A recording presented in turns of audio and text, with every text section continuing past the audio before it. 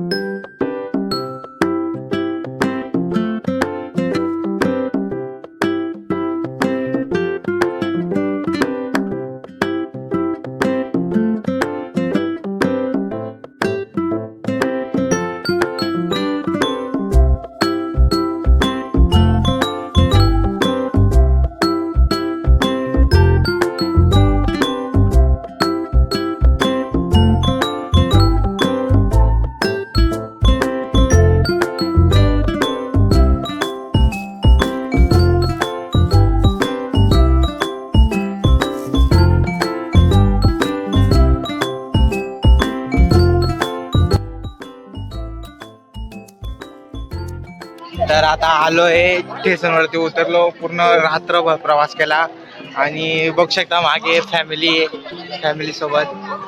तर आता जाऊ, थोडं जेवण करू आणि मग थोडं फिरायला जाऊ. मग दाखवतो तुम्हाला की पचमढी कसं आहे बा. तर बघूया. सातपुडा पर्वतरांगाच्या कुशीत दाट जंगलाने वेधलेल्या आणि धुक्याच्या हलक्या चांदणीने झाकलेल्या एक शांत स्थळाचे नाव आहे पचमढी. आज जरी ते सुंदर पर्यटन स्थळ म्हणून ओळखले जात असले तरी हजारो वर्षापासून ते भगवान शंकरांच्या अद्भुत लीलेक्षीधार आहे. आता आम्ही सकाळी चाललोय भोला महादेव या मंदिरामध्ये. तर बघूया. आणि इथून इथं पचमढीमधून जायला महादेवपर्यंत गाडी करावी लागते. तर इथून ते 15 किलोमीटर आहे. हाय गाईज, तर आलो इकडं रस्त्यामध्ये. मागे फॅमिली आहे. समोर बघू शकता, वरती जायचे.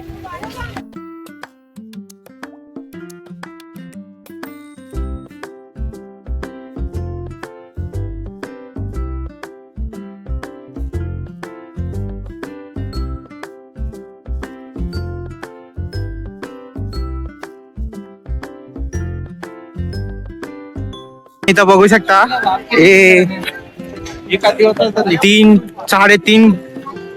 लगभग 3.5 किलोमीटर आहे बघा. गुप्त महादेव जाऊ. पहिले गुप्त महादेव पडेल, त्याच्यानंतर चौरागडच्या वरती महादेव जाऊ. तर इथून रस्ता आहे. थोडं जसं शूट करता येईल तसं दाखवत जाईल तुम्हाला.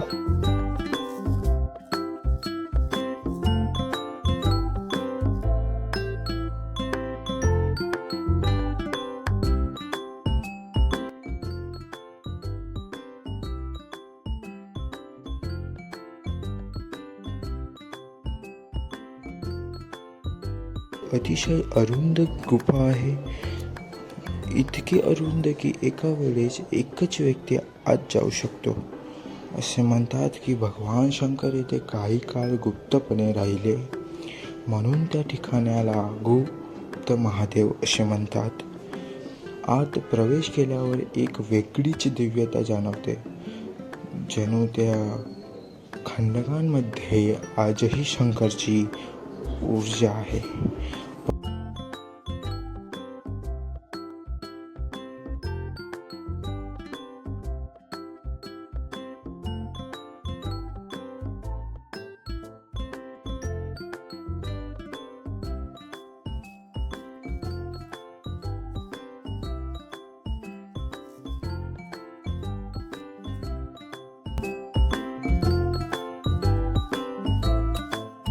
आलोय या गेटला. इथून म्हणजे या गेटला असं म्हणतात की इथून पहिली जेव्हा गडाला चढायची सुरुवात होते तेव्हा पहिली पायरी इथं लागते. तर या गेटला ते म्हणतात. बघू शकता अजून 300-400 पायऱ्या चढायच्या बाकी. इथून पहिली पायरी चालू होती.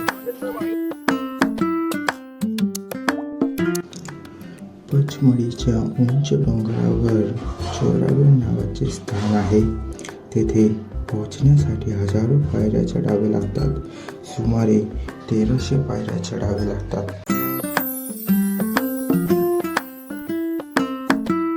हर महादेव.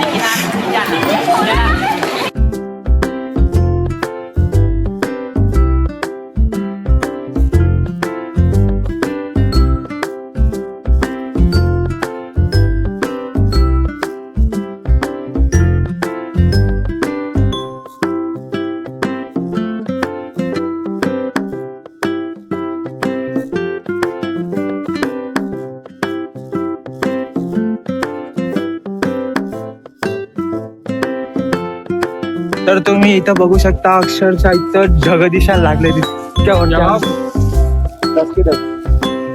खूप खूप सुंदर असं वातावरण आहे आणि खूप मजा पण येते. तुम्ही इथं बघू शकता किती मस्त दृश्य आहे आणि इथं तुम्ही बघा चटणी भाकरी भेटते काय.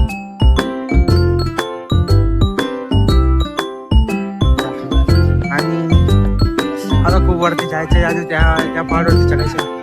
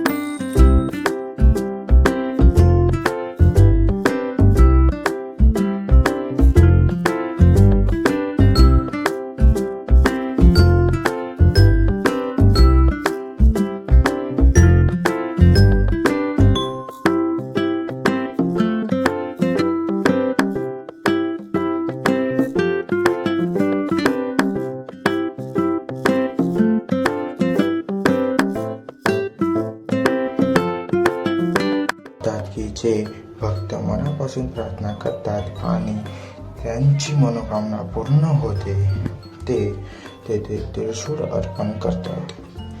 म्हणून तेथे हजारो त्रिशूळ आकाशाकडे उभे दिसतात.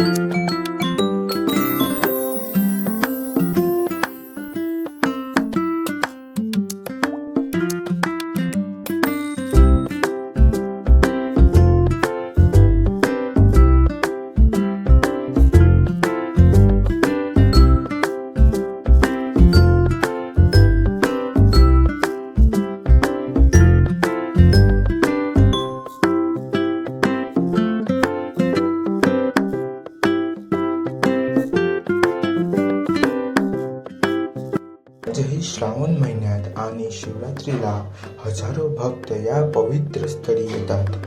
गुहेतील थंड पाणी अंगावर घेतात, शांत बसून ध्यान करतात आणि भक्त सांगतात की येता येताच मन शांत होते, जणू सगळे दुःख दूर झाले आहे.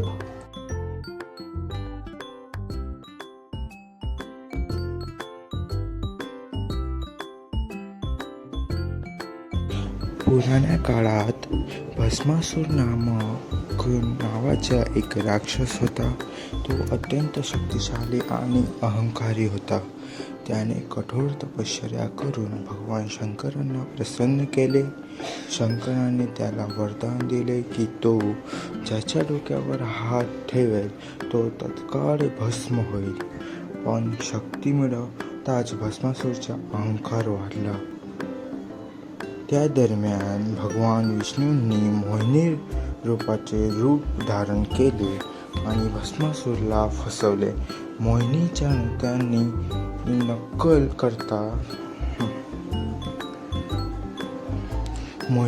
नृत्याची नकल करता भस्मासूरने स्वतःच्या डोक्यावरती हात ठेवला आणि तो तत्काळ भस्म झाला.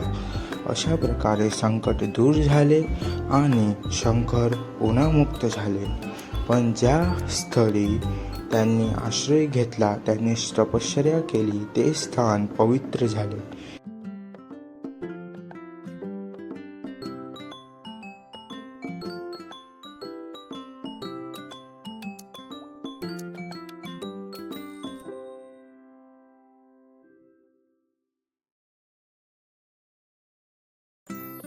अलाउड नाही म्हणून काही दाखवता आला नाही ना.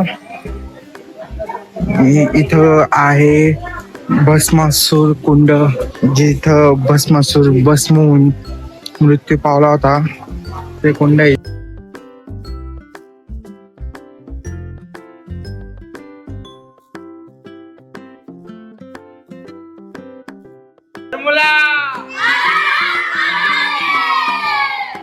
तर आज आमचा तिसरा दिवस आहे पचमढीमध्ये. तर उद्या आम्ही महादेवाचे गड चढून आले, तिथं दर्शन केलं. आता जिथं थांबलो आहे तिथून दोन का 1.5 किलोमीटरच्या अंतरावरती ही जटाशंकर आहे. तर आज पाय जातो, गाडी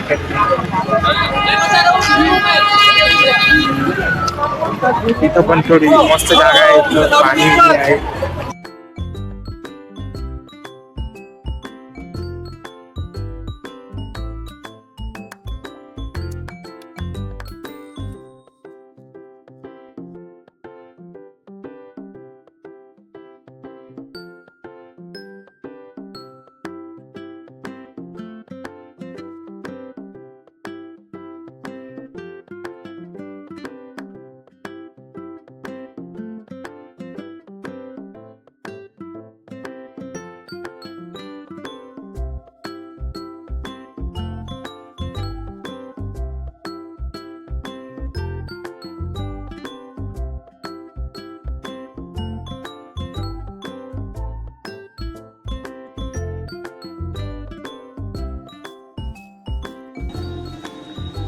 गुहेत प्रवेश करताना थंड पाण्याचा आणि लहानसा झरा वाहताना दिसतो. वरच्या खंडकांची रचना अगदी शंकरांच्या जटांसारखी दिसते. असे वाटते जणू स्वयंभू निसर्गानेच शंकरांची प्रतिमा घडवली आहे. त्या गुहेत भगवान शंकर काही काळ ध्यानस्थ राहिले असे मानले जाते. वातावरण इतके शांत की फक्त पाण्याचा मंद आवाज आणि पक्ष्यांची दूरवरून येणारी हाक ऐकू येते.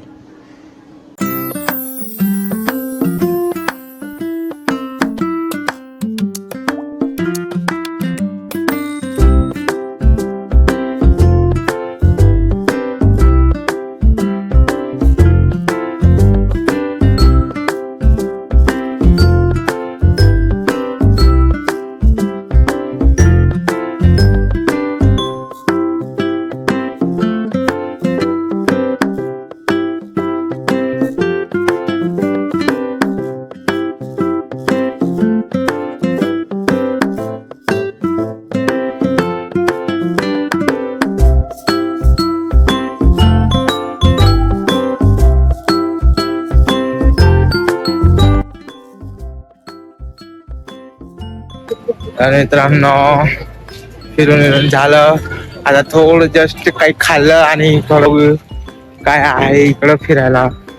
रात्रीच्या वेळेस कसा व्ह्यू दिसतो इकडच्या ते बघूया. तर बघू.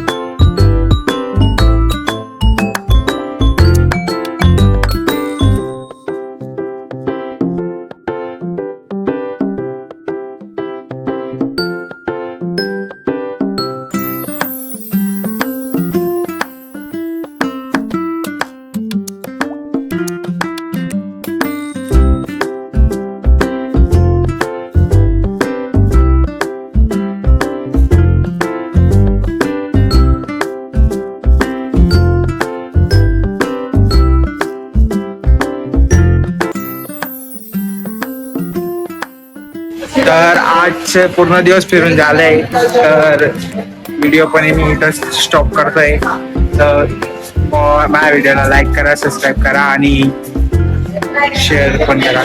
तर थँक्यू. तोपर्यंत